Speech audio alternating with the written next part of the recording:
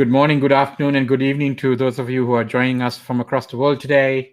We are delighted and honored to have with us Tolmia Gregory, climate justice activist and digital artist, recently featured on Forbes as one of the UK's leading environmentalists.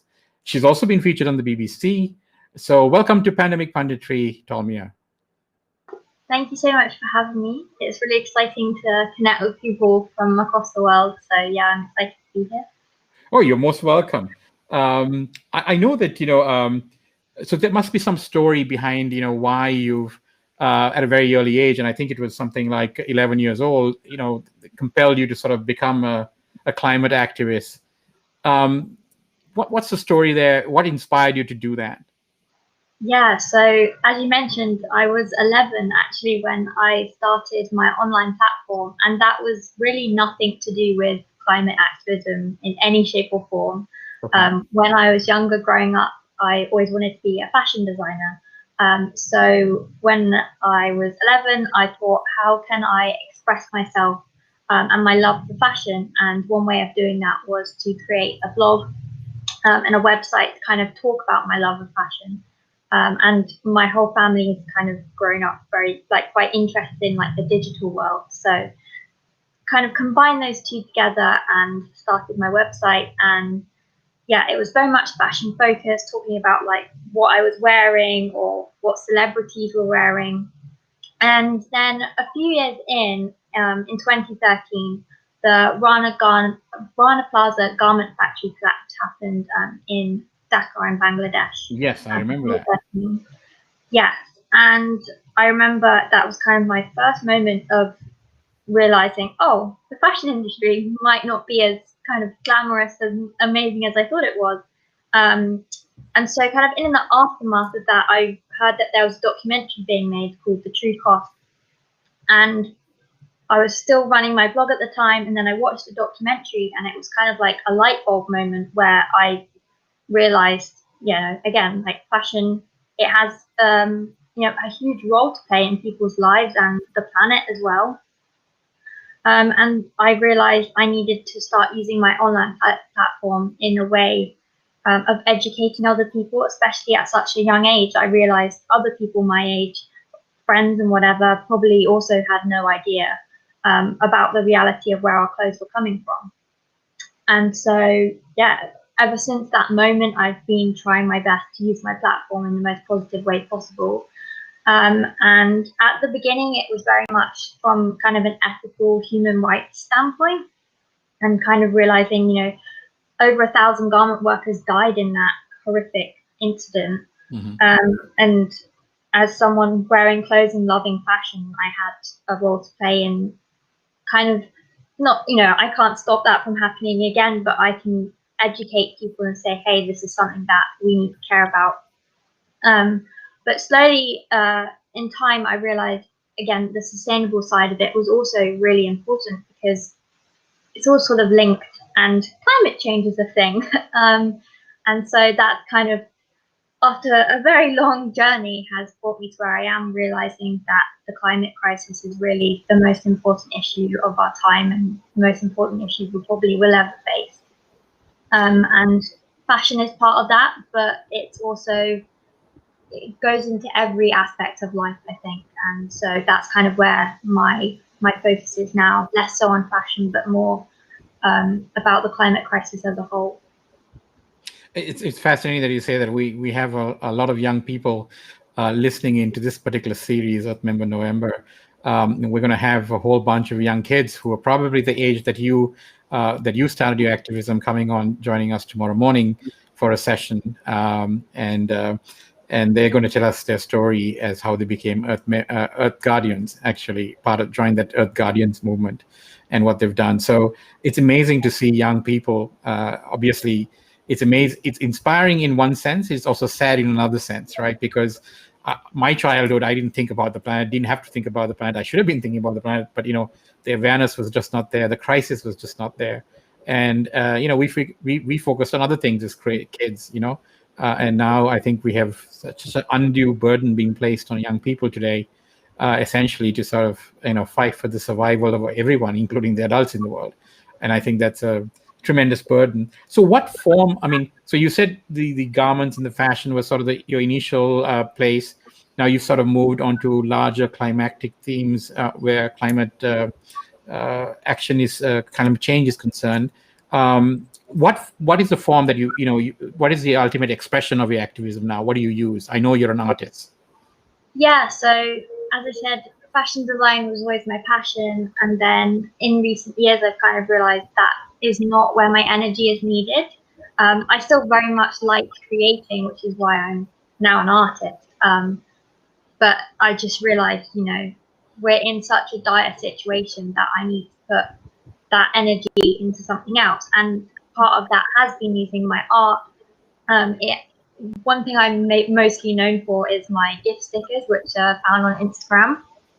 And I started those out really just purely selfish reasons. I wanted to kind of make my Instagram content just a bit more fun. And I slowly realized, especially that was back in 2018, I slowly realized that there weren't actually that many gifts tailored to kind of environmental issues. And I realized people were using them as a way to easily convey the message that they were sharing.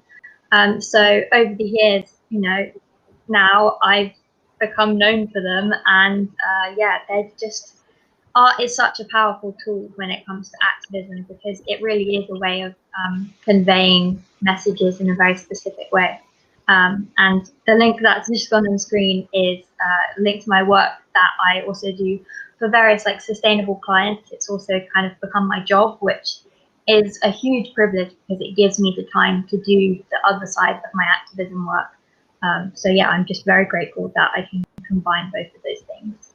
So just to give people a data point that they can sort of chew on, if people are saying, "Oh, what are gifts?" and how these are the, you have 8 billion people have seen your gifts, right? Is that right? So technically, it's not 8 billion people because that would be more than the entire world. 8 billion times. Sorry. Yeah, they have been viewed that many times, which is quite wild. And yeah, they've been featured by celebrities on their Instagram accounts, and it is very strange how the artwork you can kind of create in your bedroom can just like go all over the world and be seen by all sorts of people. So yeah, it's very strange, but very cool. I mean, it's interesting because throughout history, right, whether it's been poets or artists, compelling issues of the time always got expression through art and music, for example, as well, right? And I guess the new medium of this sort of expression is in the digital realm, and you've sort of become a master of one of them and well known for it. So when you create these gifts and then you have people use them, what kind of feedback have you received? I mean, have people sort of said, that compel me to sort of take action or change behavior? Or you must be getting feedback once in a while on things that you create. Yeah, I think I get more feedback in terms of like, oh, this can help me to do X, Y, Z more through my actual activism work and showing what I'm doing. I think the gift stickers, they're more of a tool for supporting that work that people end up doing. For example, I'll see them being used by activists, in Brazil, and I'm like, that's amazing that people can engage with not only my work, but the specific conversations that they focus on all over the world, because obviously the climate crisis is a global issue. So yeah, I think that to me is one of the most interesting parts of it is seeing the reach and the different sorts of people who are using them. Karthika? Right. That's awesome. So that sort of brings us nicely into what we wanted to discuss next, which is when you started out, did you ever think you'd end up on like Forbes or BBC Politics? I don't think so. No, I think, as I said, I started a blog when I was quite young. So for a few years, I was known as like the teen fashion blogger, and I would be featured in things back then. So actually, I would say, although it's still very strange seeing my name in lists like that, my kind of relationship with like accolades has definitely changed, because now I don't necessarily, kind of like you mentioned about youth activists, having the burden on them. I don't necessarily want praise for what I'm doing because it's kind of the bare minimum in a sense. Like, I don't want, people who have a lot of power and privilege or massive platforms kind of being like, well done, you're so inspiring, because I kind of just want you to get on with the work too. And also, it's become really important to me now when people approach me to kind of like feature me in an article, that I'm not just being featured as a privileged white person, like I want to share or even take a step back and give those platforms to other activists, especially those who are already disproportionately affected by the climate crisis, but also kind of on the front line experiencing it now. My voice is important in its own right, but I don't have as much experience in this as some people already do. Okay. I think if I were to summarize sort of what you're doing, and I find it really fascinating from a different perspective, by creating these GIFs, you're actually creating a language or a way to express the the angst, the activism, the call to action that others are feeling, right? So you've created, because it seems that the common way to communicate in these days is through GIFs, right? They create emotions, and they communicate much more effectively than maybe the long written word that people used to do 10 years ago. And so they are an integral part, I think, of how young people communicate today. And then you give voice, and you give the tools for people to communicate these very sort of substantive issues through GIFs, and that itself is a huge service to the movement. Am I summarizing that accurately? Well, first of all, thank you. And yeah, I think that does summarize it well. And it's a really good point about kind of like long form content, because especially as I did used to write a blog and I produce such, longer form content, like people just don't have the attention span as much anymore. And people are more likely to engage with something that is short and concise and tells them what to do and where to go very quickly than a much longer article, like you say. So yeah, I think that's why I have kind of really shifted my focus, because I've learned what people are engaging with more. Katika? Just reading through your bio and everything when you were preparing for this, Somaya, we noticed that you'd also talked about how you sort of got involved in like non-violent direct action protests and stuff through Extinction Rebellion. So when you're out there protesting, what is your case to say, and who would you like, and who would you want seeing it? I think obviously it kind of depends on what we're out there for, because as I have learned, especially like the climate crisis is not just one. It's not one issue. We're not just talking about global heating. We're also talking about kind of racial injustice or social injustices that are happening every day. It's about whether the government are supporting homeless people whilst we're in a pandemic, and the fact that pandemics could happen more with the climate crisis, things like that. Like so when you say kind of what would be on your poster, it's like it really depends on the day, because there are so many issues we have to focus on. And yeah, so it really depends. And in terms of who I want them to see, I want people in power to see them. That's why often protests are focused on government or people like industry leaders and big businesses, billionaire corporations, because they're the people who have the power. And so we go to them and we shout and we use our voices in front of those people. Fair enough. So just really quickly, with all the alarming statistics that are obviously coming out about the climate emergency, personally, like how do you feel knowing that in 15 years we're going to have an Arctic summer with our ice, species are going extinct? How does that personally make you feel? A whole range of emotions, I think. Like I think I've gone through it all, whether it's like feeling sadness or grief or just pure like rage and anger. There's no one way to feel, I don't think. And I think that's why also I've taken to art more, is because I can express those range of emotions in a way that resonates with people. Because eco anxiety and eco grief and things like that, like they're just not spoken about yet enough. And so trying to kind of normalize those range of feelings is really important to me. So when Greta famously expressed herself last year, and a few world leaders kind of lost their shit on Twitter, um, were you able to relate to her what she was saying? Yeah, absolutely. Like it's going back to that like burden on the youth. Like it shouldn't, like why am I having to do this? You know, fossil fuel companies have known that climate change could be a possibility since like the 80s. I wasn't even born then. Like why am I having to kind of change my career path because of the severity of the crisis? Why am I having to do this? And you know, I could take a step back because of that and just be like, well, not my responsibility. Obviously, I feel too compelled to be a part of the movement to ever do that. But yeah, it's just, it does make me feel very angry. It makes me feel very let down. And I know a lot of young people are feeling the exact same thing.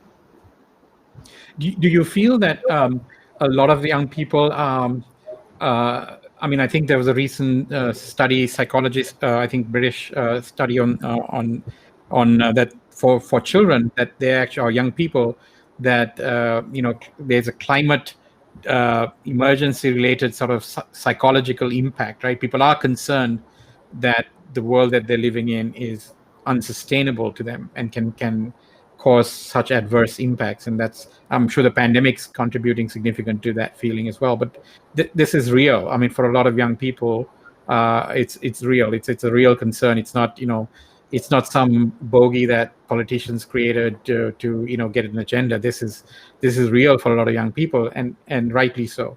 So what are your sort of just trying to understand from a personal level. So how do you go about sort of creating a GIF, right? So what's the creative process like in doing something like that? So I mean, you know, people, you know, sort of guess what artists may be doing. You know, they suddenly get inspired by something in nature or something in life, and they sit down and they sort of take brush to canvas or whatever.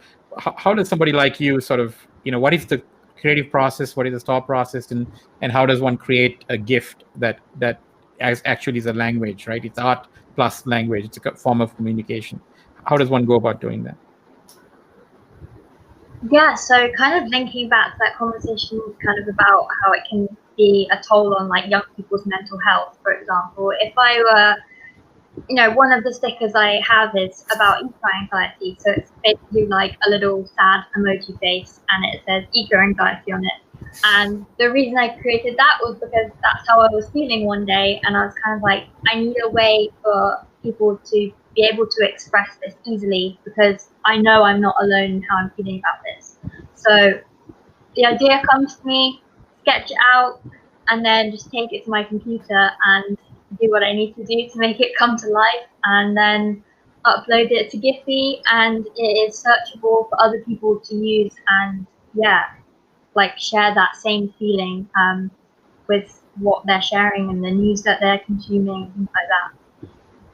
So you first do pen and paper sort of thing, very analog, right? You sketch it out, you draw it out, right? Okay, and then digitize, you know, use a digital medium to do that, and then you post it up. Okay, great. So that was useful. I was just curious as to sort of, you know, it's not too dissimilar from anything else that an artist would do, I guess, right?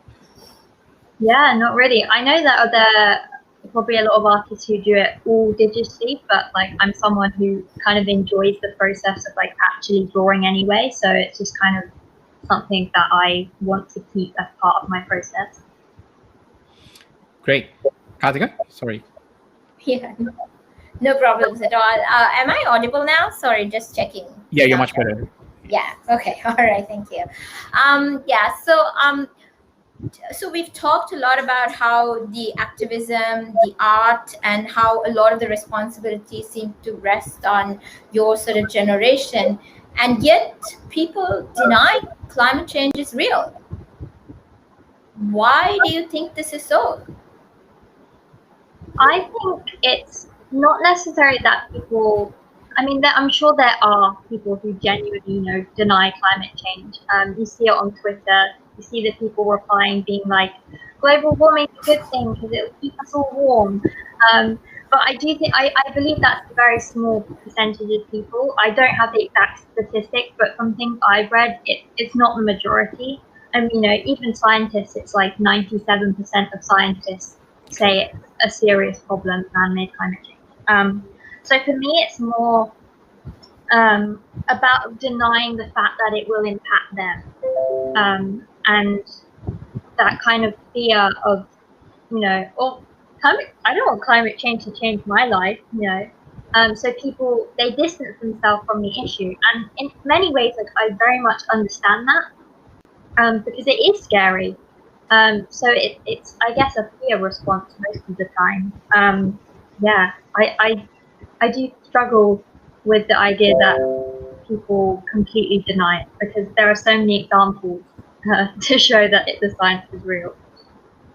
True. Karthika? Yeah. Obviously, when we were talking about the protesting, you spoke about how the artwork that you hold up depends on exactly what it is you're protesting. So, if there were two issues that you could solve, which would those be? Ooh, that's a big question. I think something especially that I have been learning in the past year, and we've seen with the protests in America, is learning that it shouldn't even be something that I've had to learn, really, and I totally take the responsibility of being ignorant in that. But the idea that, well, not the idea, the fact that climate justice is racial justice and vice versa, that we can't solve the climate crisis without focusing on racism within our work, whether that's within kind of the movements that we're in. For example, within Extinction Rebellion, like, it's not a perfect movement, it has flaws in terms when it comes to diversity. But yeah, and recognizing the fact that there are people and groups of people and communities that will be disproportionately affected by the climate crisis, whether it's because of where they're located in the global south, or whether it's because they're in communities experiencing environmental racism. There's so many things that we have to focus on within that area. And I don't think you can say you're a climate justice activist without recognizing that.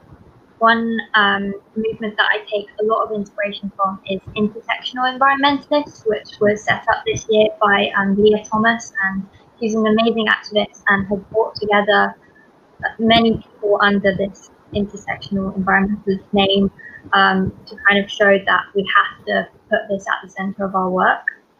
So that's one big thing.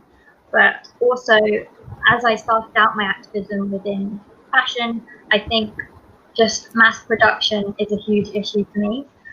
We'll see brands like, I don't know, H&M saying that, oh, we're recycling, or oh, we're producing an organic range, but they're not addressing the fact that they're producing millions of garments a year. And I really don't think we can achieve a sustainable fashion industry if we don't address that. So yeah, two quite big issues. Yeah, I mean, well said, right? So there's obviously no magic wand. There's lots of work to be done. What would you say? I mean, if to our audience, right? So we've got people across the world listening. We've got people from all ages listening. If you were to sort of, make a call for action from them, so you're doing your part, right? You're creating a communication medium to sort of give expression to what people are feeling, to communicate these messages that run the gamut across all kinds of areas of environmentalism, right?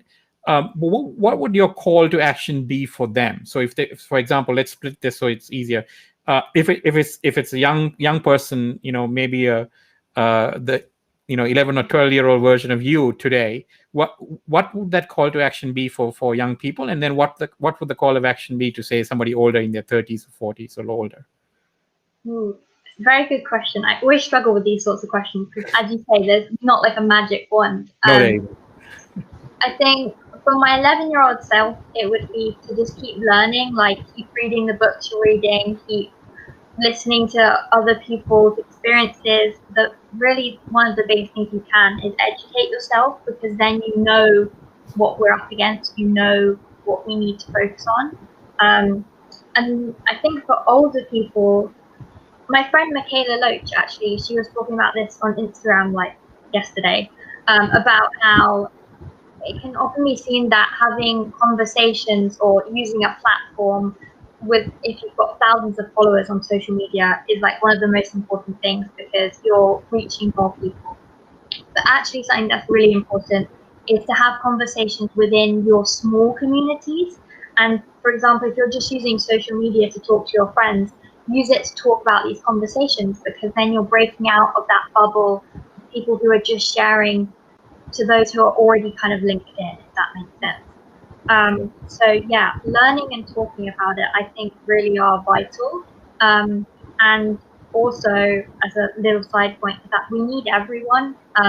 Like, it doesn't matter if you're not going out into the streets and getting arrested, because not everyone can do that. Or whether you're climbing trees, not everyone can do that. We need people to just, show up and support the people who are doing the work.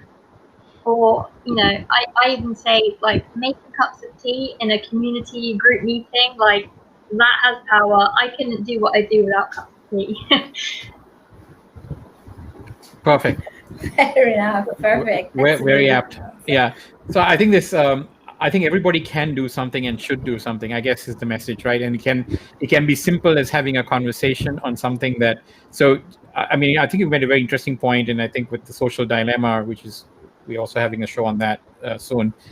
Facebook and social media tends to sort of create these communities that are like mind, right? And so if you keep sharing and not sort of break out of that, so if you're sharing stuff with fellow environmentalists, well, okay, that's great, but that's not really expanding the awareness of the subject beyond that, right? So you have to actually intentionally and forcefully do some outreach to people who are not probably easily shareable too, right? So you have to actually go out and actually maybe talk to an older adult who's not on Facebook and have a face-to-face conversation on these issues to really start getting the awareness out there. I think that's probably what you meant by that.